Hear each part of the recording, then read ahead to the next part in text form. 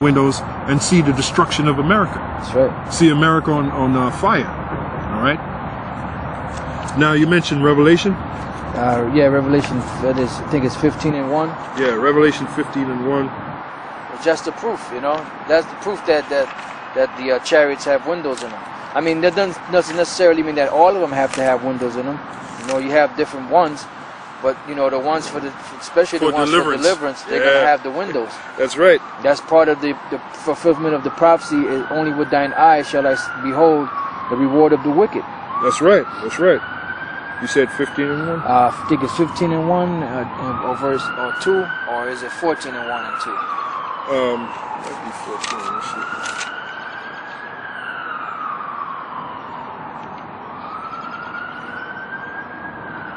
Yeah, it has to be 15:1. Maybe the second verse. Yeah, well, Revelation 15:1. And I saw another sign in heaven, great and marvelous, 7 angels having the 7 last plagues, for in them is filled up the wrath of the Heavenly Father. That plague is the missiles, nuclear missile, which is the final plague. And I saw, as it were, a sea of glass, which the sea of glass represents the firmament, mingled with fire. That's the nuclear missiles exploding in the firmament. Right. And them that had gotten, the victory over the beast. Right.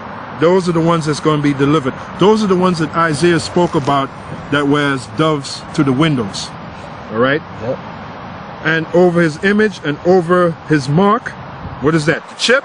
That's right. His image and his mark, which is the chip, and over the number of his name, stand on the sea of glass. Now, how are they able to stand on the sea of glass, which is the firmament?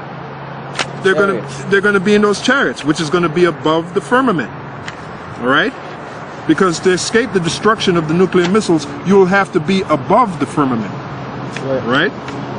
Stand on the sea of glass above the firmament, having the harps of the Heavenly Father. Right? So. Yeah, and they sang praises unto the Lord. Why? Because they saw the destruction of America. That's right. That's right. It proves that those chariots got windows in them. That's right. Yep, that's right, brother. Okay, now let's go back to Ezekiel, the 17th verse. When they went upon their 4 sides, and they turned not when they went. As for their rings, they were so high and they were dreadful, and their rings were full of eyes round about them 4. So we told you what the eyes represent. They represent the windows. And when the living creatures went, the wheels went by them. And when the living creatures were lifted up from the earth, the wheels were lifted up. In other words, the vision is you see the angels and the chariots are right next to them. Either they're hovering above them or right next to them. But they were with them. The chariots, in other words, the angels came to Ezekiel and the chariots came along with them. Yep. All right? So you get the vision. And whatever the angels did, the chariots did. That's right. All right? Wherever they went, the chariots went. Wherever they went, the chariots went. What is that? An example of power. That's what it's all about. All right? Hey, when America is destroyed, that's what? An example of the Most High's power. That's right. You think after America is totally wiped out, the people ain't gonna know who did that? Yeah, hey, well, what his name is that did that destroyed this place? That's right. Yeah, that's why when we got delivered out of Egypt, his name was magnified. Yeah, his name was magnified. All them nations knew what took place and who did it. Yeah. A good example is Rahab. She said, "Look, we have heard what the Lord have did for you."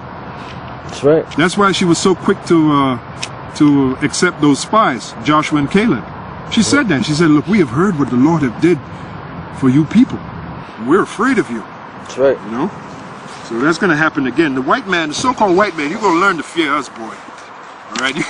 You know, right now you make fun of us, you call us all kind of names, but when you see the power of the Lord, what he's going to do for us, you're going to learn to fear us. And that's what it's all about. We want you to be afraid of us. We want you to be terrified of us. We're going to learn you. You're going to learn your place, boy. I'm talking about you so-called white people. And not just you so-called white people, all you fucking nations. Every last one of you. You East Indians, you Chinese, you Japanese, you Arabs. All you heathens. You Africans, you dirty stinking Africans. You too. All right? Whithersoever the Spirit was to go, they went. Thither was their spirit to go. And the wheels were lifted up over against them, for the spirit of the living creature was in the wheels. In other words, the chariot and the angels were joined together spiritually. Wherever the angels went, the chariot went. They were in unison. They were in one accord. Yep. All right. When those went, these went. This is the 21st verse. When those went, these went. And when they stood, these stood. And when those were lifted up from the earth, the wheels were lifted up over against them. Like I said, they were in unison. Right?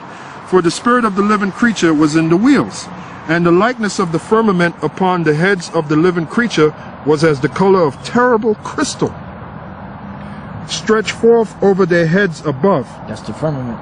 That's right. And under the firmament was their wings straight, the one toward the other.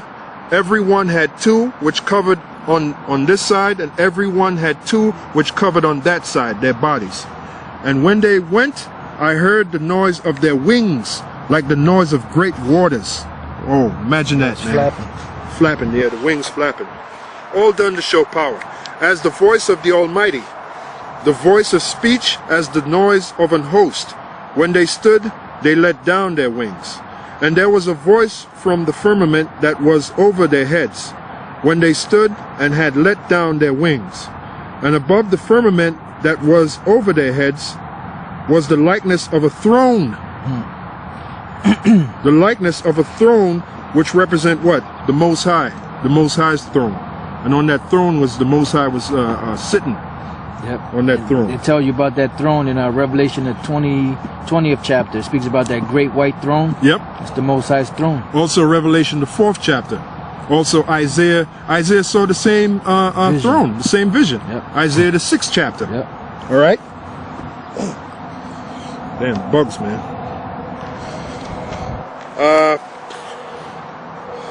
Anyway, reading on. Let me see. It was 26. 26th verse. And above the firmament that was over their heads was the likeness of a throne, as the appearance of a sapphire stone. And upon the likeness of the throne was the likeness as the appearance of a man above it. Yeah, well, like I said, the Most High. And I saw as the color of amber, as the appearance of fire round about within it, from the appearance of his loins even upward, and from the appearance of his loins even downward. And I saw as it were the appearance of fire, and it had brightness round about it. So basically it's the aura of the Heavenly Father. Alright, the aura. Ezekiel saw the aura of the Heavenly Father. The majesty of the Heavenly Father, the aura of the chariots, the aura of the angels. And this was all done to bring Ezekiel a message, so that he could go to the children of Israel. That's right. To teach them. As you go into the following chapters, chapter 2, chapter 3, chapter 4, this was all done to give him a message, so he could go to the children of Israel. But it was all, this was written for our learning and for our example, exhortation, for our exhortation, to lift us up, right? Lift our spirits up. When you read something like this should lift up your spirit, man. Yeah. Like, wow, man, the power of the Lord, and also to show us the power of the Lord. That's right. The power of Yahweh Shem Yahushai. That's right. What kind of power that we worship. Yeah. And for a great power like that to have that mercy on us, like this, Right. Yeah. Yeah, because back then Jake was deep in the Babylonian Empire, in the captivity. Right. So the Lord was showing Ezekiel his power, let him know, look, at any time I could deliver you whenever I want to. That's a good point. I was just thinking that. Yep, that's right. That's right, man. And then, again, we can take this example and read it and apply it to now. That's right. You think a great power like this can't deliver us from the so-called white man? Can't smash the so-called white man? That's right. How's the Air Force able to deal with a great power like that? They can't. They tried. I'm sorry. They tried to shoot that chariot out the sky in space, and they missed. How is NORAD going to be able to deal with something like this, man? And that's why it's written. That's right. But it's not given to everybody. It's not given to every Israelite. Every Israelite ain't going to pick up this and read this and get what you're getting from it now. That's right. All right, the 27th verse. And I saw as the color of amber, as the appearance of fire round about within it, from the appearance of his loins even upward, and from the appearance of his loins even downward. And I saw as it were the appearance of fire, and it had brightness round about. Again, the glory, the aura. The last verse, 28th verse, as the appearance of the bow that is in the color in the day of rain, so was the appearance of the brightness round about. This was the appearance of the likeness of the glory of the Lord. See? And when I saw it, this is Ezekiel, when I saw it, I fell upon my face, and I heard a voice of one that spake. And as you read on into the 2nd chapter, it's going to tell you what that vision was all about, and the Lord was getting ready to give Ezekiel the word so he could go and teach teach the Israelites. Only those that would listen to, the elect that was back then, because we knew the whole nation wasn't going to listen anyway, no matter what he told. Yeah, and then that was a like when the last verse you just read, that was a multicolor or the spectrum, of all them colors that Ezekiel saw. Is also likened unto that chariot that Zacharias saw, that was like a crown with all different type of stones on it. Right. That's that majesty. Yep. A crown like you said, like a ancient king's crown full of rubies. That's right. And sapphire stones, and and from afar when you look at it, it sparkled. That's what those chariots look like. They really look like a crown, because they're round and they radiate just like a crown. Yep. So basically that's it, brother.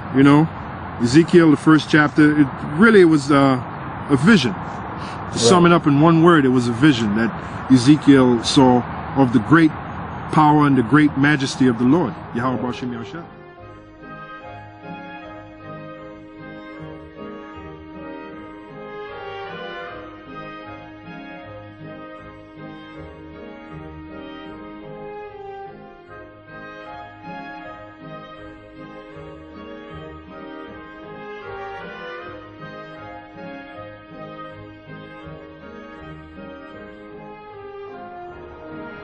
Yeah, so that was it, Ezekiel, the 1st chapter. Like I said, basically it was a majestic vision that Ezekiel saw in the spirit of the glory of the chariots, the glory of the angels, and most importantly, the glory of Yahweh Bashem Yahushua. And he wrote down what he saw. And, that's supposed to uplift us. Yep. That's supposed to make us feel good in this captivity. The same way, and Elder Ramlab made that observation, the same way Ezekiel saw that vision and it uplifted him in the Babylonian captivity. And that was the Lord's way of saying, look, anytime I could deliver you, you see the great power? That's right. The same way what we read is supposed to uplift us, And like I said, how is the so-called white man's army going to deal with a power like that? How is NORAD, which they're always boasting about NORAD, how is NORAD going to be able to deal with that? Or the Air Force? Did not the so-called white man say nothing can stop the U.S. Air Force?